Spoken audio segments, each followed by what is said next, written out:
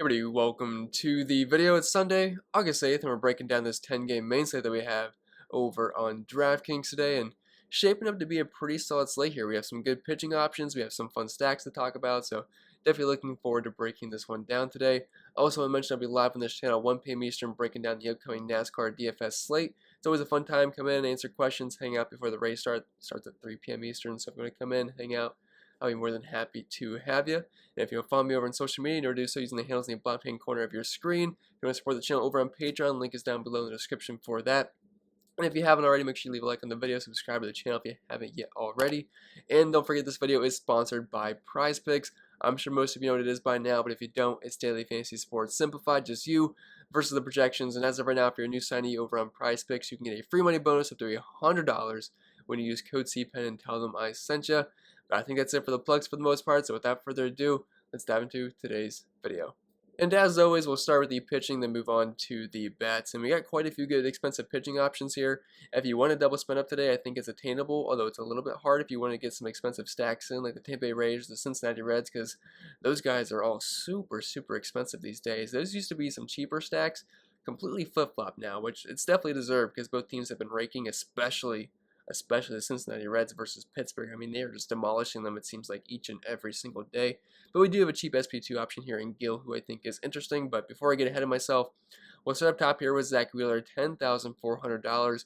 Interesting spot here versus the Mets. I wouldn't say they're the worst offense out there, but I'm not overly concerned about the matchup here. I think he'll be just fine. I'd say, like, probably a safe bet for 6+ strikeouts. Should be go like 6-7 innings.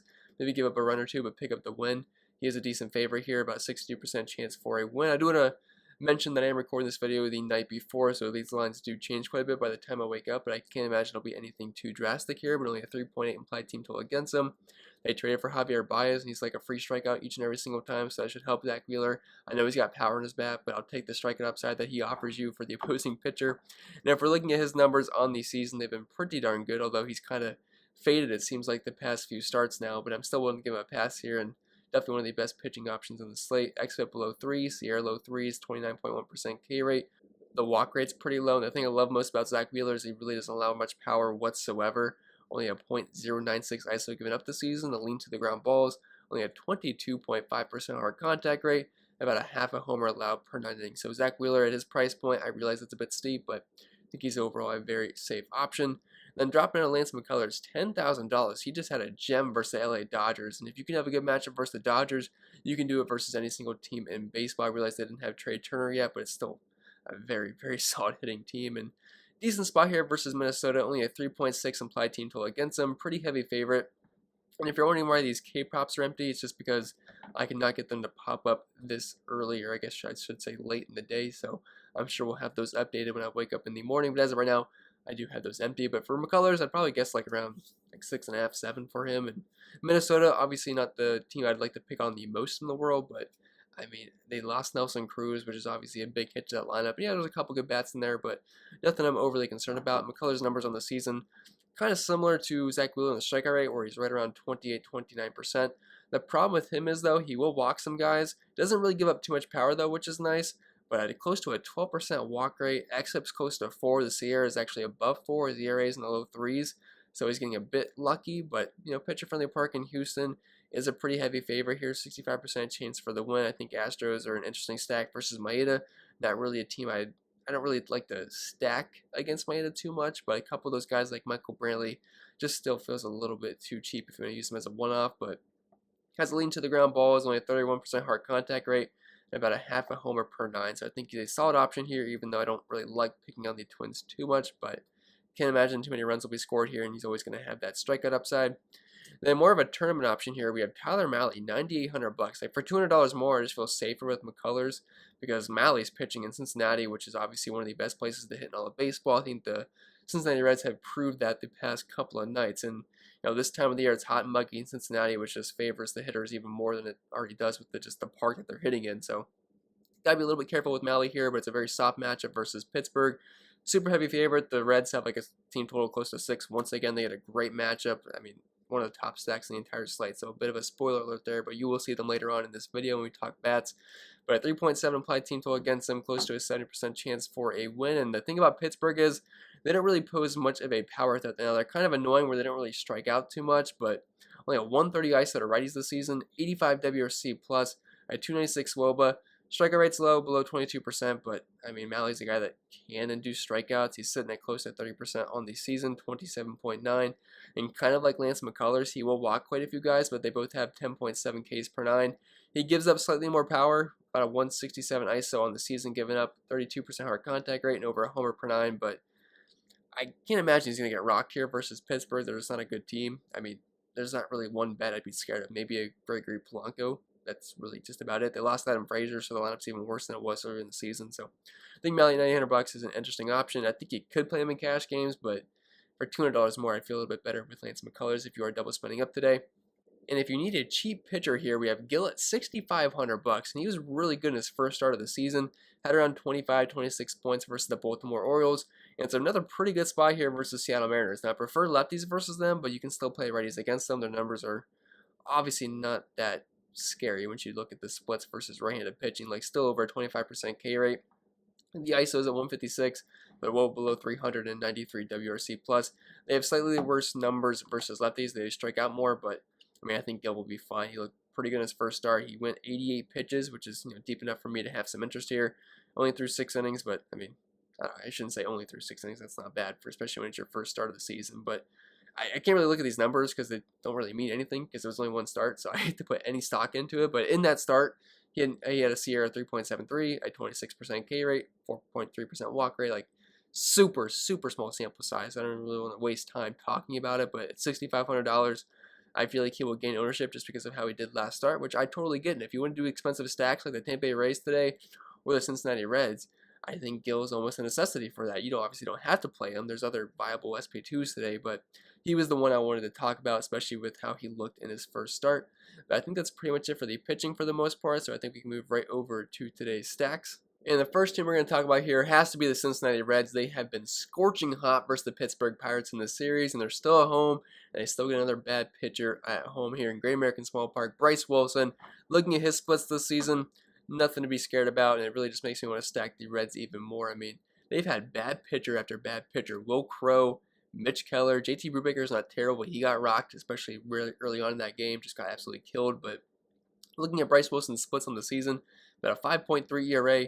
XFIP is right on par with that, so he's not getting unlucky. He's not getting lucky. He's pitching kind of right exactly how he should be. Only a 13.5% K rate, over an 8% walk rate, a 185 ISO given up. But versus lefties, he has really struggled with about 2.5 homers per 9, close to a 50% fly ball rate, only a 10% K rate, and an XFIP of 6.3. So the lefties look really good in this lineup.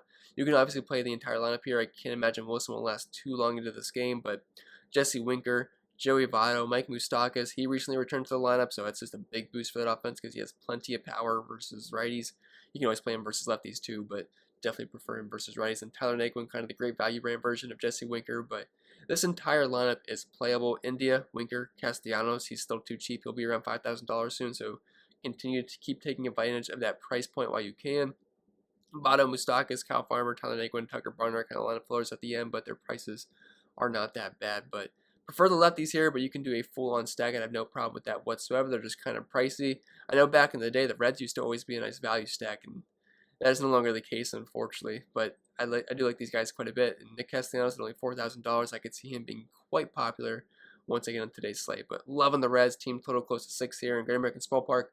One of the best places to hit in all of baseball. Moving on to the Tampa Bay Rays here, and they, like the Cincinnati Reds, had a very good game last night. I want to say around 12 or 13 runs were scored, quite a few homers. I believe Brandon Lau had that grand slam.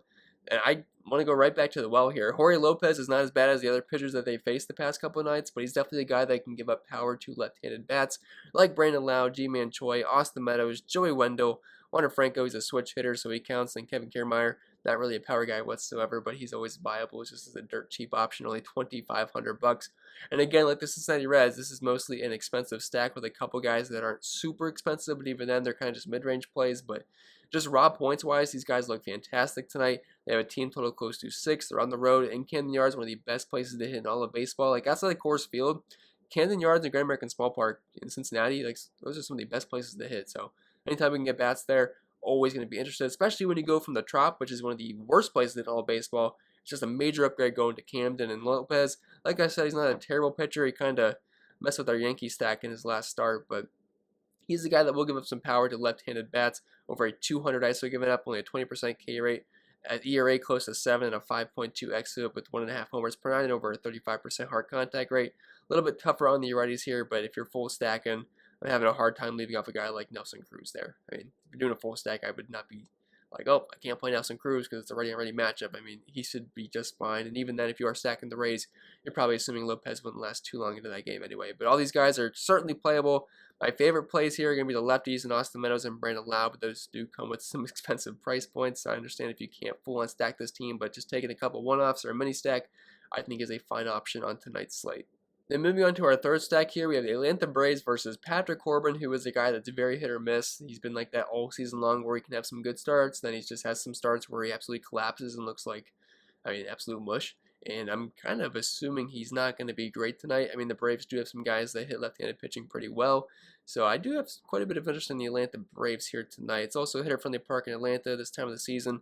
Usually pretty hot and muggy down there as well. And if we're looking at Corbin's splits this season, nothing too pretty here. I mean, he's not the worst pitcher in the world, obviously, but an ERA close to 6, xFIP around 4.5, a 17.8% K rate, a 184 ISO given up on the season.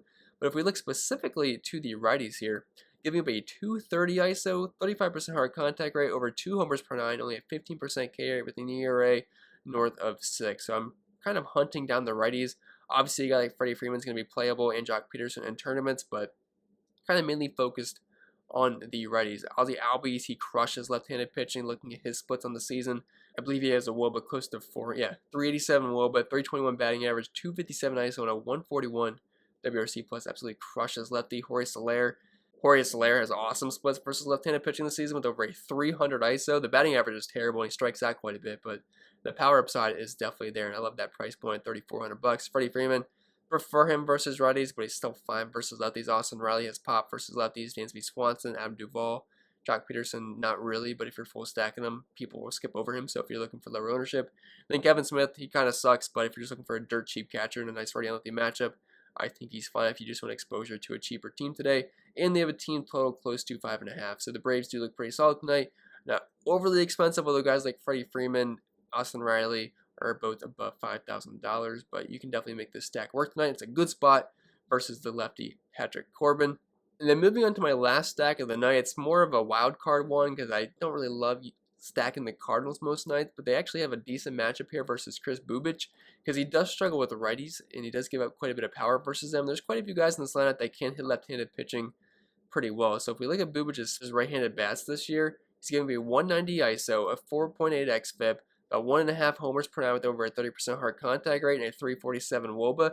Those numbers are not good, but it's actually weird because if you look at him versus lefties, he's actually been worse with over 2 homers per 9, a 382 WOBA, 334 ISO, 36% hard contact rate, and ERA north of 6. So he's actually been a bit reverse splitsy, but I still think we can use all the righties here because even then his splits versus righties weren't anything overly impressive. And a few of these guys do hit left-handed pitching pretty well. Tommy Edman with over a 260 ISO versus lefties. Dylan Carlson, not a ton of power there, but he's batting over 300 versus left-handed pitching. Paul Goldschmidt, he hasn't really shown it whatsoever this year, but in the past he's always had lefty power. Nolan Arenado obviously crushes lefties with over a 330 ISO. Tyler O'Neill, he has plenty of pop in his bat, close to a 200 ISO. Yadier Molina, 261 ISO to lefties. Harrison Bader, 273 ISO to lefties. And Paul DeJong over a 200 ISO. So these guys actually pack a ton of power versus left-handed pitching. I mean, I know the Cardinals aren't the most sexy team in the world, but these guys actually do profile pretty well versus lefties. And this is a very righty-heavy lineup. Pretty much every single bat's a righty here because we have the 2 switch hitters up top, and then the rest of these guys are righties. And I know this could obviously change by the time the game starts, but I'd be kind of surprised if that wasn't the lineup. I know Bubic has been worse versus lefties, but even then he's still not great versus righties either. So I think the Cardinals actually make for an interesting stack today, and they're not overly expensive. Besides Goldschmidt and Arenado, Edman, Carlson, Tyler O'Neill, all these guys are in the 3K range, as is Yadier Molina. Harrison Bader's below 3K, and Paul DeJong below $4,000. So it's actually a very affordable stack, and they actually grade out pretty well versus Bubic, in my opinion. But with that being said, I think that'll be pretty much it for the video. So I hope it was helpful, and if it was, make sure to leave a like, subscribe to the channel if you haven't yet done so already. Follow me over on social media at Pennell16 on Twitter, CPen16 over on IG. And if you help support the channel over on Patreon, link is down below in the description for that. I do appreciate everyone that does do that. We have over a couple hundred people over there. And don't forget, this video was sponsored by PrizePicks. They do make this possible. And as of right now, if you're a new signee over on PrizePicks, you can head over to their website. Use the link down below in the description. But you can get a free money bonus up to $100 when you use code CPEN and tell them I sent you. But I think that'll be pretty much it. I will stop rambling. If you guys want to check out the NASCAR content, I'll try to link that down below, or I'll put it at the end of the video or something like that. Maybe a card up top. And I'll be live at 1 p.m. Eastern breaking down the slate. If you want to come in and hang out and talk about whatever it is, you don't have to be NASCAR related. Just come and hang out. I'm more than happy to have you. But I think that'll be pretty much it. And I'll see you guys in the next video on Monday. And I hope you all enjoy the rest of your weekend.